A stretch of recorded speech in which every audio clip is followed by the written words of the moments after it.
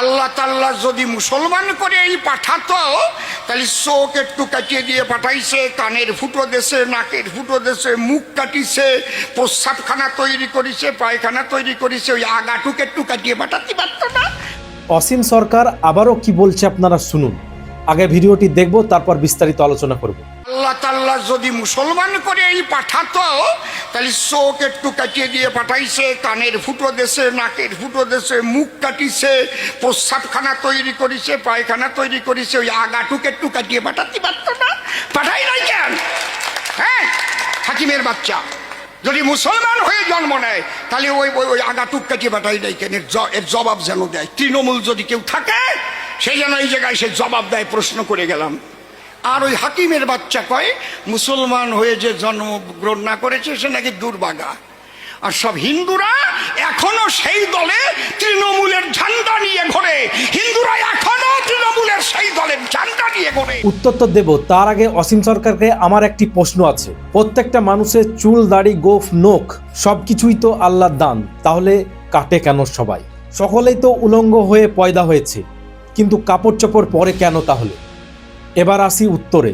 আমাদের বিশ্বনবী সাল্লাল্লাহু আলাইহি সাল্লাম বলেছেন যে প্রত্যেকটি মানুষ তার স্বভাবজাত দৈনন্দিন জীবনে যেন 5টি কাজ অবশ্যই করেন, যা শরীর পরিচ্ছন্নতা ও সৌন্দর্যের মূল ভিত্তি। সেগুলি হলো: 1 নম্বর খাতনা করা, অর্থাৎ লিঙ্গের আগা বা অগ্রভাগের অতিরিক্ত চামড়া কেটে ফেলা। 2 নম্বর নখ কাটা। 3 নম্বর গোঁফ ছাঁটা এবং 4 নম্বর নাভির নিচের পশম পরিষ্কার করা ও 5 নম্বর বগলের পশম উপড়ে ফেলা। এবার আসি খাতনা কেন করা হয়। এটি পুরুষদের জন্য একটি অত্যন্ত গুরুত্বপূর্ণ সুন্নত, আবার অনেকের মতে ওয়াজিব বা আবশ্যিক বা বাধ্যতামূলক। এটি মূলত পরিচ্ছন্নতা ও পবিত্রতার প্রতীক। খাতনা করার মূল উদ্দেশ্য হল শারীরিক পবিত্রতা বজায় রাখা এবং বিভিন্ন রোগব্যাধি থেকে নিজেকে রক্ষা করা। এটি যেমন একদিকে ধর্মীয় অনুজ্ঞাতের বহিঃপ্রকাশ, অন্যদিকে আধুনিক বৈজ্ঞানিকের দৃষ্টিতে অত্যন্ত স্বাস্থ্যসম্মত একটি পদক্ষেপ। খাতনার বৈজ্ঞানিক উপকারিতা হল এটি মূত্রনালীর সংক্রমণ ও লিঙ্গের ক্যান্সারের ঝুঁকি কমায় এবং যৌনবাহিত রোগ প্রতিরোধে সাহায্য করে ও পরিষ্কার পরিচ্ছন্নতা সহজ করে। কারণ এটি করলে অগ্রভাগের ত্বকের নিচে জমে থাকা তরল ও সংক্রমণ প্রতিরোধ করে, যা ফাইমোসিস ও অন্যান্য প্রদাহজনিত সমস্যা থেকে মুক্তি দেয়। ফলে সামগ্রিক স্বাস্থ্য ও পরিচ্ছন্নতা বৃদ্ধি পায়। খাতনার প্রধান বৈজ্ঞানিক উপকারিতা: 1 নম্বর সংক্রমণ প্রতিরোধ। মূত্রনালীর সংক্রমণ প্রতিরোধ করে, যা শিশুদের ক্ষেত্রে কিডনির সমস্যার রূপ নিতে পারে এবং বড়দের ক্ষেত্রেও জ্বালাপড়া ও অন্যান্য জটিলতা কমায়। 2 নম্বর যৌনবাহিত রোগ। HIV সহ কিছু STI এর ঝুঁকি কমাতে সাহায্য করে। লিঙ্গের ক্যান্সার প্রতিরোধ। লিঙ্গের ক্যান্সারের ঝুঁকি কমায়, যদিও এটি একটি বিরল রোগ।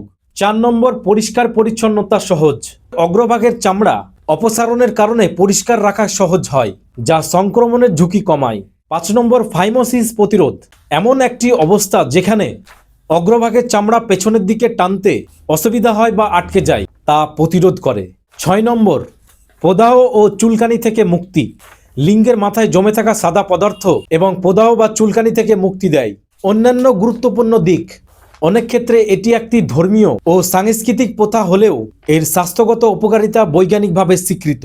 যদিও খাতনা করলে স্বাস্থ্যগত সুবিধা রয়েছে, তবে সঠিক স্বাস্থ্যবিধি পরিষ্কার রাখা মেনে চললে খাতনা না করা পুরুষরাও সুস্থ থাকতে পারে। তো এতে আপনাদের কি মতামত অবশ্যই কমেন্টে জানান।